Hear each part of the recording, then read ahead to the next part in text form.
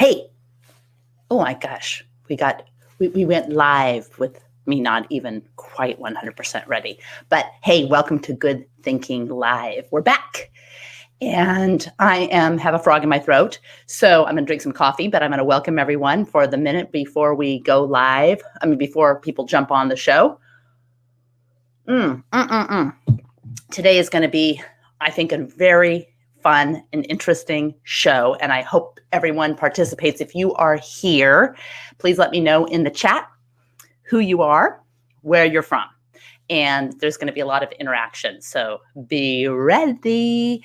I want to know also how many of you are actually in the business of data, like you would call yourself a data scientist or a data analyst, but that is your business. Let me know, because even though we are not all data scientists, nor should we should all be able to engage with data. So what does good thinking have to do with that? A lot, you'll see today. So good thinking is, for those of you who are new to the show, is just a little bit of time to spend on all the time we are told what to think, and to give ourselves just a little bit of time to improve how to think. So today, that's where we're going to focus, and we're going to focus on the data traps, data fallacies, and data biases. Why does that matter? Because good thinking is about critical thinking, strategic thinking, and creative thinking. And critical thinking has to do with the reliability, relevance, and validity of evidence. So when we get data, when we get evidence, how do we know if we're being trapped or misled? You will know by the end of this show many ways to avoid these traps. I'm going to say hi. Oh, Rachika, hey, from India. And we've got Pam. I'm going to see Pam from Crowley, Texas. James from San Diego. Oh, an engineer. Fantastic. We have Erwin from Charlotte, North Carolina. We have Eshwar from Dubai. Yay! I love that we have people from all over, because it always contributes to much richer conversations. How many of you are in the data business? You could say, yes, data. Or you could say, that's not my business, but I'm a subject matter expert in. So I want to know what you are a subject matter expert in. Stephen, greetings from Grid Square, CN 85 PM. I have a sneaking suspicion that is something to do with ham radios. Are any of you guys ham radio people? Let me know in the chat that you can connect with Stephen from Grid Square C. That must be like a ham radio where he is. Hilarious. Every week on the show, Stephen joins from some clever way. So we got it. Okay, and we've got Adriana back, yay, from Indonesia. Fantastic. Okay, so Eshwar is in supply chain. So think about what you are a subject matter expert in, because that's what we're going to get into with the first data trap. The first data trap is when a subject matter expert is not a data expert, which is most of us. So most of us are subject matter experts in something, but we're not like doing data as our main job, although all of us will have to be engaged with data. Erwin is SAP, and data analysis is crucial for your current role. Fantastic. We've got plastic molded part design. We've got demand forecasting. Yeah, all data is important for everything. And this is going to be like not boring data stuff, but this also is not just what can apply to your, demand sensing. Okay, Eshwar, demand sensing. This is also what you can apply to your everyday life. For example, let's say you are embarking on a medical journey, some kind of diagnosis, and you are trying to make sense of all of the information. These are some things that you can look out for, because data is the currency of the future. And so we need to be able to engage with it with good thinking. And because good thinking deals with critical thinking, and critical thinking deals with the reliability, relevance, and validity of evidence, that's where we are. All right. So the first data trap has to do with when you might be a subject matter expert and not a data expert. And there's an interesting story, and I'm going to bring up this effect called the McNamara effect. And the story goes like this. So Robert McNamara was the U.S. Secretary of Defense from like 1961 to 1968 during the Vietnam War, and he loved data. Love, love, love data. And he insisted on being very specific about the kind of data that he wanted to use to determine whether the United States was successful in the war. And so he picked data from his vantage point as a subject matter expert. Can anyone guess what that would be? What data did he want to use as a subject matter expert, as the Secretary of Defense, to determine whether the United States was winning the war? Well, he wanted to use only body count as the measure of success in the Vietnam War, body count. So what happened is he was saying, okay, this country had this many kills, this country had this many kills. While he was obsessing over that data as a non-data scientist, but as someone who appreciates data, there were all kinds of things that were happening that could have been better measures of success. And we'll get to why success is difficult if you don't identify what you're trying to measure very crisply and clearly to begin with, because what does success even mean in a war, in the middle of a war, for example, or even in the middle of medical treatment? How are you defining success? Or in the middle of a project at work, how are you defining success? That hints at another data trap. But in this case, Robert McNamara was looking at essentially body count. And there were all kinds of things like shifting public feelings about the Vietnam War, how people in Vietnam felt about the Vietnam War. And so when analyzing complex phenomenon like a war, or even treatment, or even a project, don't get trapped as a subject matter expert into using a proxy, like one piece of data, to explain all these complexities. That's how machine learning algorithms will outdo us in the future, when they can take in all kinds of stuff. So anyway, how many of you have a measure that you use for how you are doing in this during COVID, during this pandemic? Do you have a measure like, okay, I am doing well when I accomplish X, Y, and Z? And as a subject matter expert in your life, is that a good measure of whatever? What are you measuring? How well you're doing? That's the kind of thing where you think, okay, am I using the right measures? So the flip side of that is when a data expert is not a subject matter expert. And in one of my courses, Applied Curiosity, LinkedIn Learning courses, Intro to Applied Curiosity, we talk about these data traps. And this particular story is interesting because this was when a data expert came, and it was a tech video game company. And the data expert came and said, listen, we have an incredible opportunity in China. We need to expand our video games into China. And this data expert provided all kinds of data to prove that this was something that needed to happen for the growth of the the growth of the company. And the subject matter expert was able to point out that their video games are zombie games, and zombie games aren't even allowed in China. So this is where the data expert is not a subject matter expert. So that's just kind of the first low-hanging fruit data trap that, have you seen that in your business or in your life? Have you seen or made that mistake? I have. I know I have, where I think, well, what I see is definitely means this, this, and this. Maybe I see something in the media. How many of you have seen that? Yes? No? Okay, I'm going to give, where are my chickens? Where are my chickens?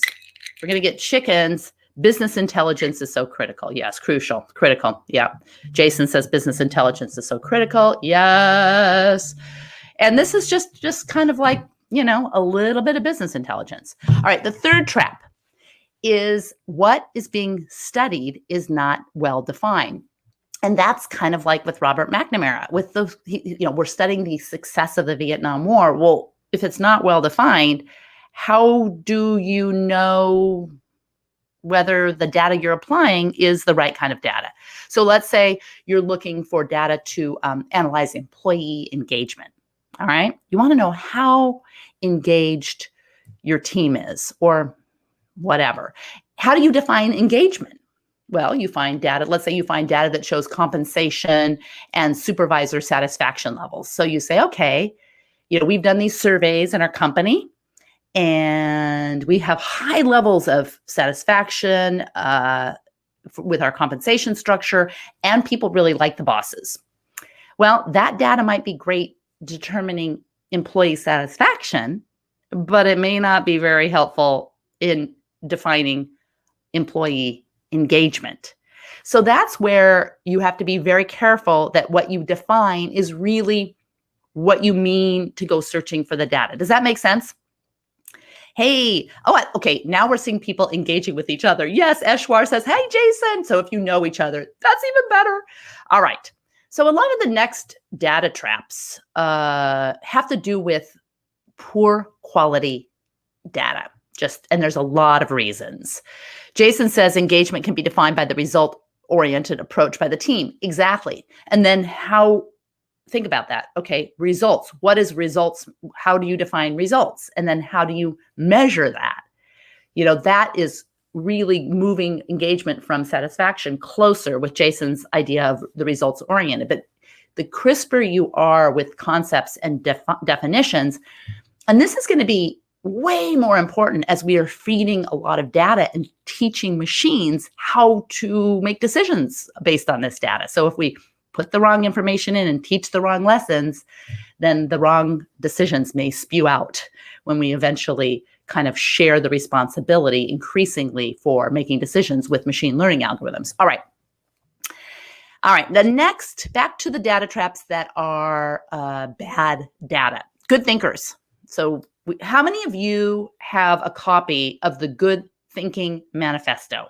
The 12 things that make good thinkers. There's a big copy behind me, and an old version, but we have an updated version. So if you want a copy of the Good Thinking Manifesto and you don't have a copy, please say, copy please, or if you have a copy, say, I have a copy. I want to know if you have a copy of the Good Thinking Manifesto or if you want one.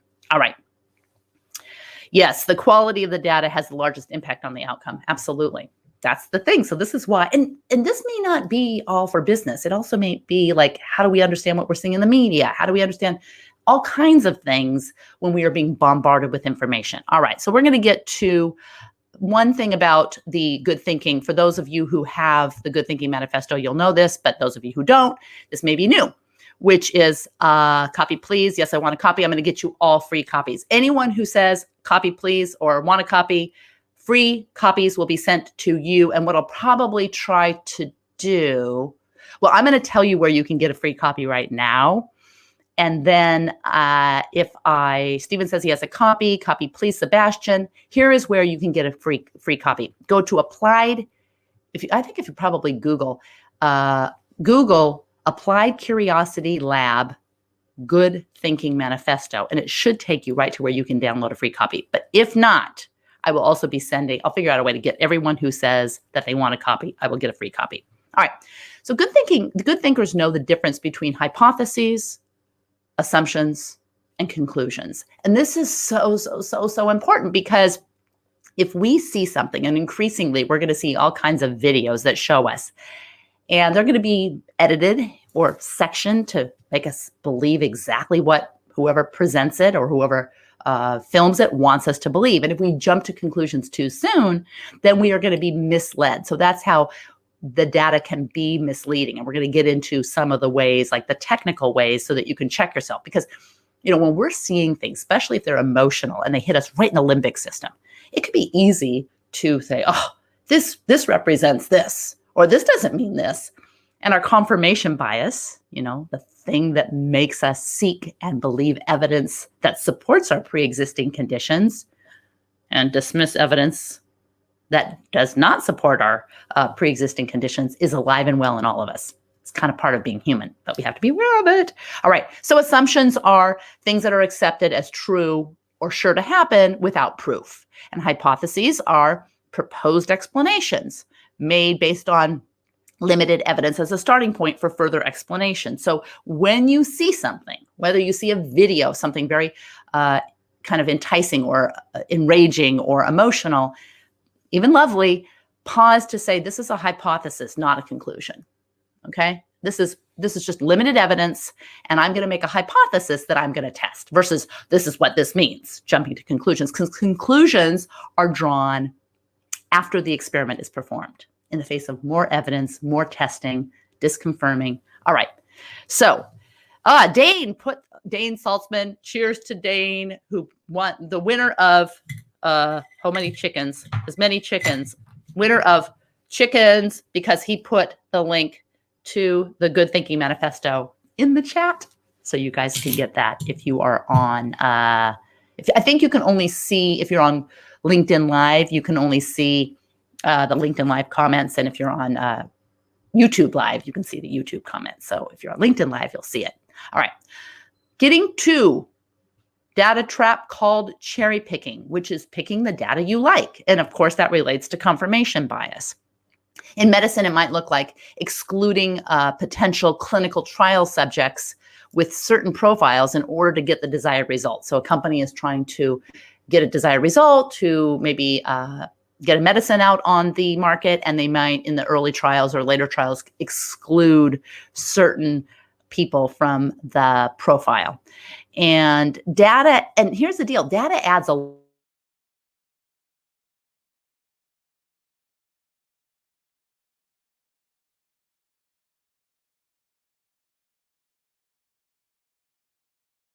lot of weight to our here we are back. Jason says, good thinkers can forecast negative results by putting a tolerance level. Yes. But the major part would be win-win situation. Okay. Only seeing my comments. So one LinkedIn loser said,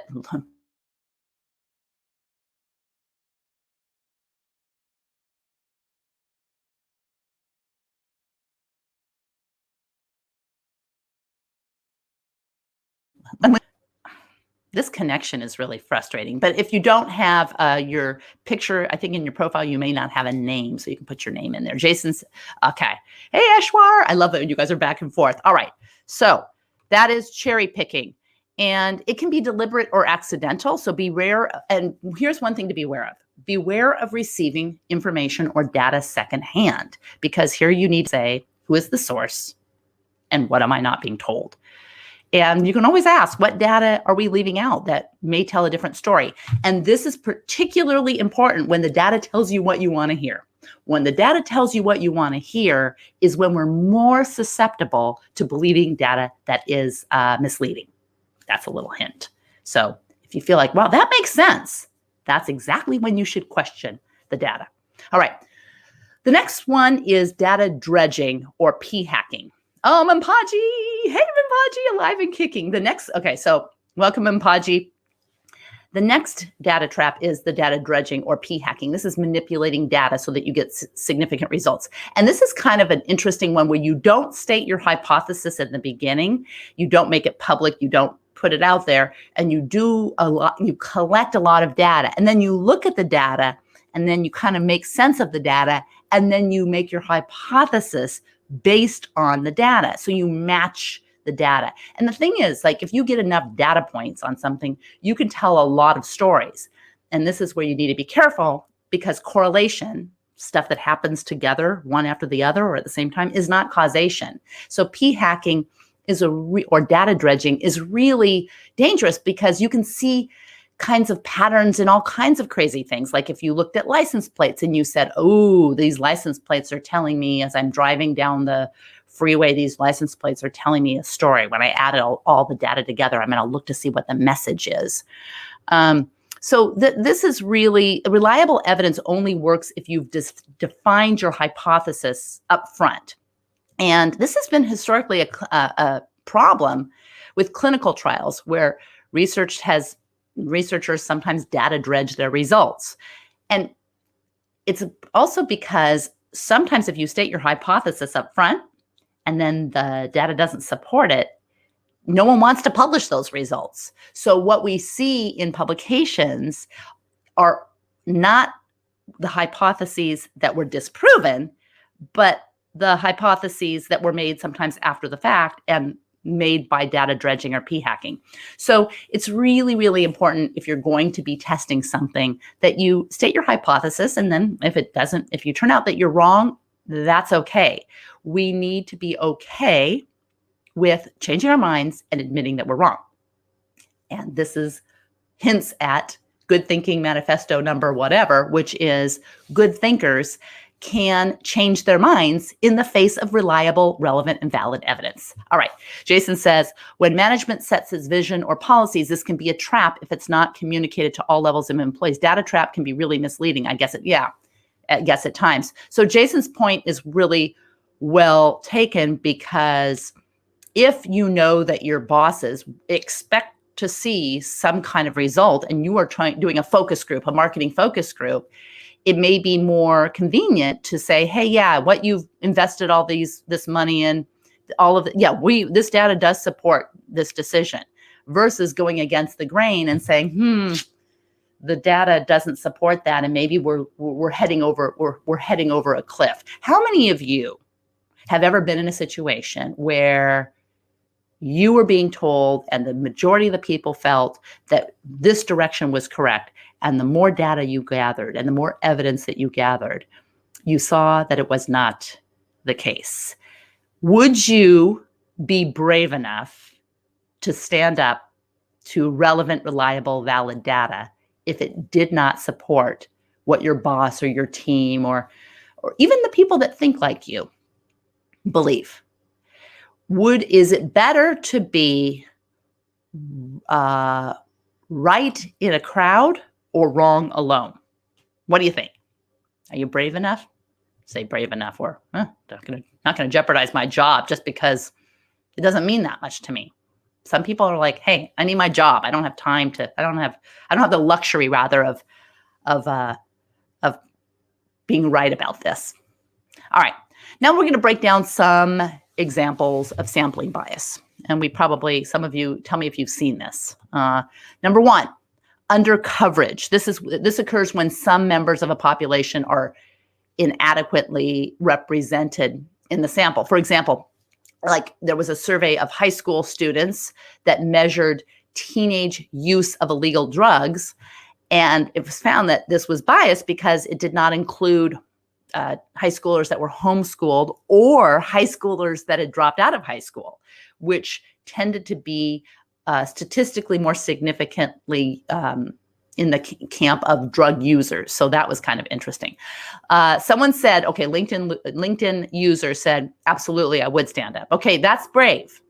And Eshwar says, yes, Eshwar would stand up to support reliable, relevant data. I will tell you, if you are able to explain where maybe data traps were hiding, it's going to be easier than saying, okay, my opinion is different than everyone else, or this data, that's not what the data is showing. So this is why it's good. If you can explain, well, this may be a data trap.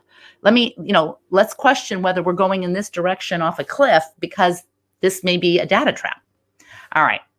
As long as I can present the case. Exactly. You have to be able to present the case, which means you have to be able to know just a few data traps, fallacies, and biases. All right. Another one is non-response bias. Sometimes individuals chosen for the sample are unwilling or unable to participate in the survey. And I think this happens a lot with political polls. Maybe they don't want to help the pollster. Maybe there's a kind of people that have a tendency to vote for a particular thing, measure, or candidate. And they are also the kind of people that are less inclined to participate in polls. So then your polling is not represented. Doesn't represent who you're trying to kind of understand. And this can work for all kinds of products if you're doing product surveys or whatever.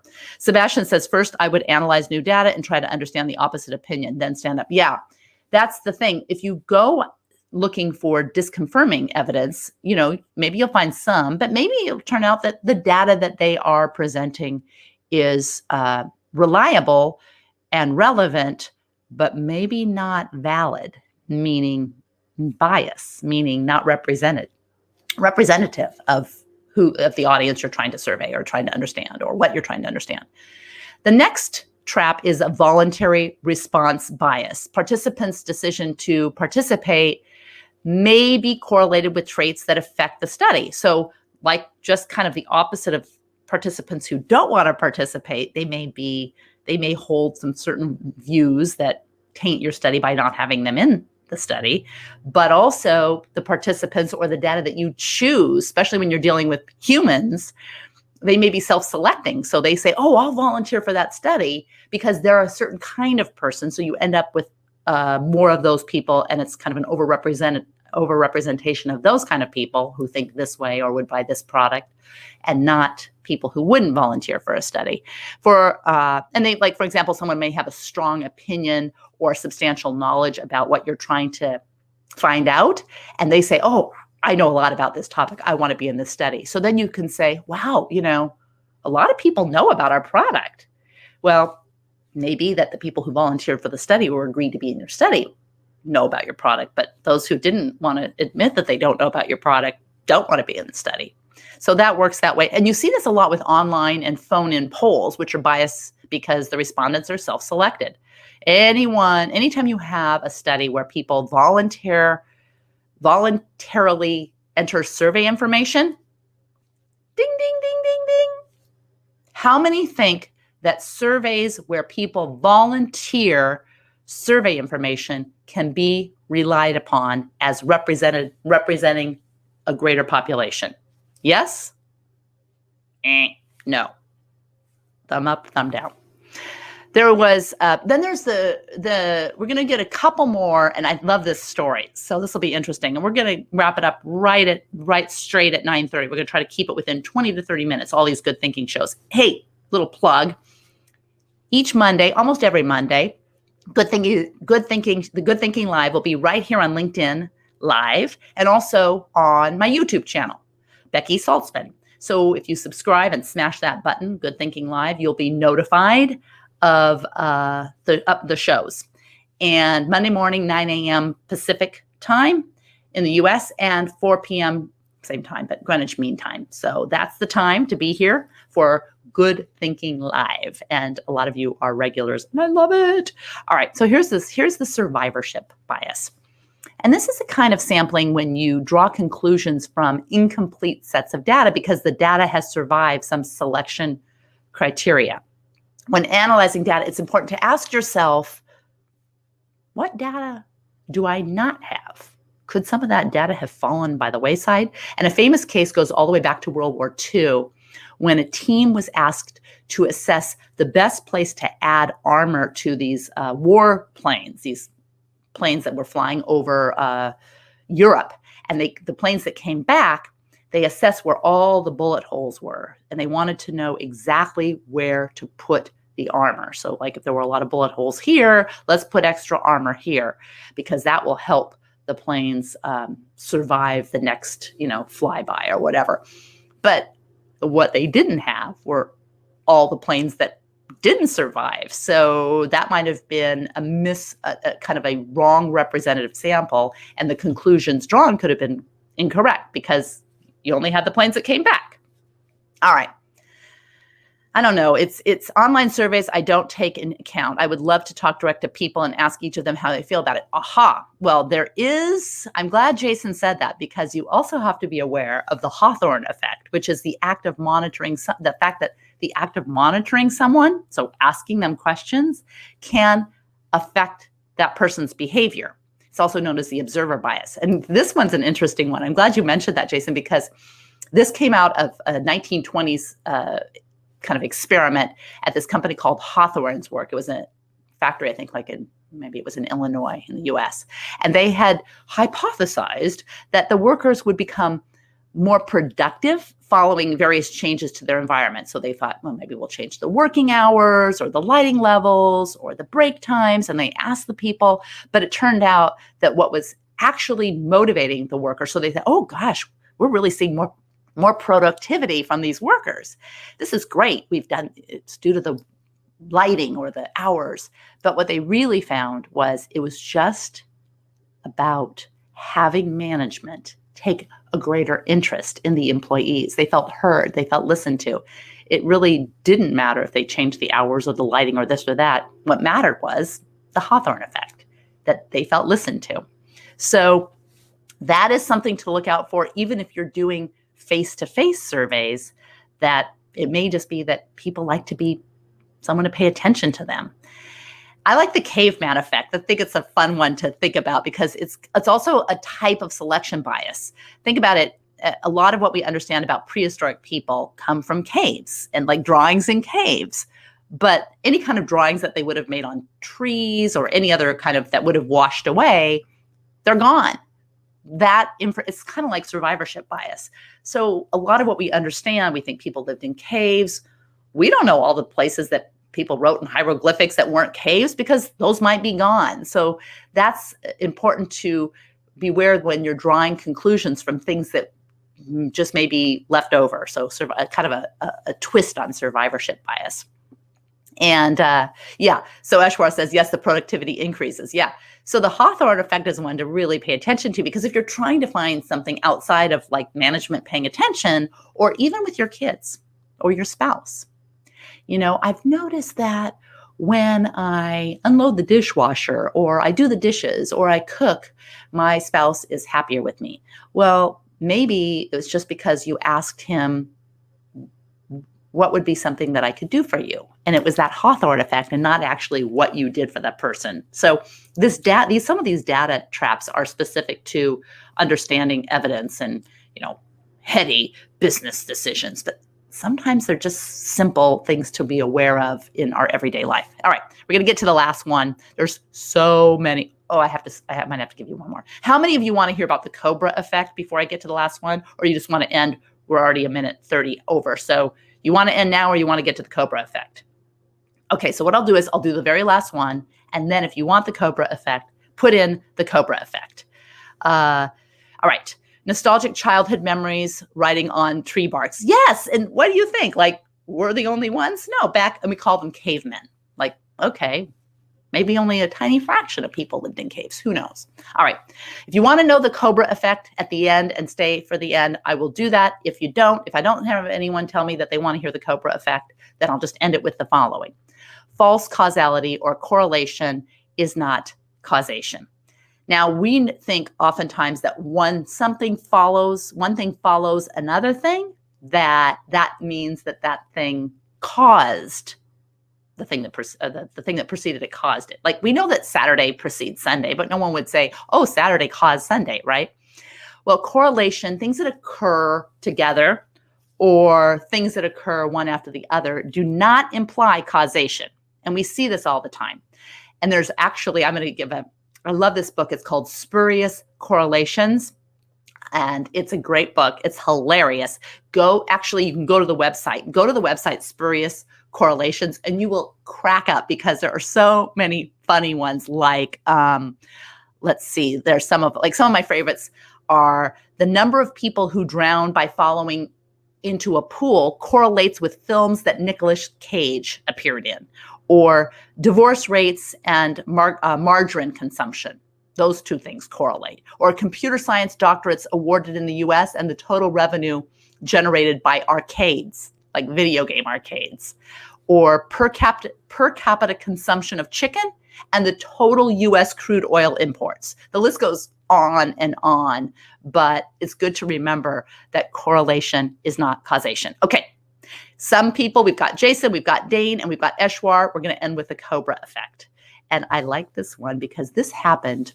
This is kind of like when you set up surveys or where you're trying to understand something, beware. And this, you'll see where this relates to some of the others, but this goes all the way back to the 1800s in British controlled India, where they were trying to eliminate or minimize the number of cobra bites. And so they thought, what is the problem? All these people are getting bitten by cobras. So they offered a financial incentive for every cobra skin brought to them. Makes sense, right? This is kind of a data where data meets unintended consequences. So who knows what happened? Anyone take a guess? All right. So what happened was people started farming cobras so they could get that financial incentive. They weren't out, killing the cobras that were already out there. They started breeding and farming cobras. So this is an unintended consequence. So you look at the data, you say, wow, there's a lot of cobra deaths. And then you jump to a conclusion. We need to offer an incentive for people to bring in these skins. And then smart people are like, hey, awesome, I'm going to breed cobras and bring in the skins. All right. We're running late. Got to go. But I hope you tune in, share, tell people. We need the more people, the better, because it's more fun, interactive. And I love seeing some of the names who have been here week after week. Missed last week for holiday, but we are back. And the reverse effect, exactly. The effect of unintended consequences, Jason says the reverse effect. So true. Well, so anyway, welcome to your curious, good thinking week. And reach out to me on LinkedIn if you have any questions. And just know that also if any of you are at a company where you want to bring good thinking or critical thinking to your organization, we have some amazing critical thinking presentations that are behind all of this. So reach out, let us know, tell your boss, if you're the boss, bring Applied Curiosity Lab good thinking to your company. We'll get deep into critical thinking. All right. See you next week. Thanks all. Bye.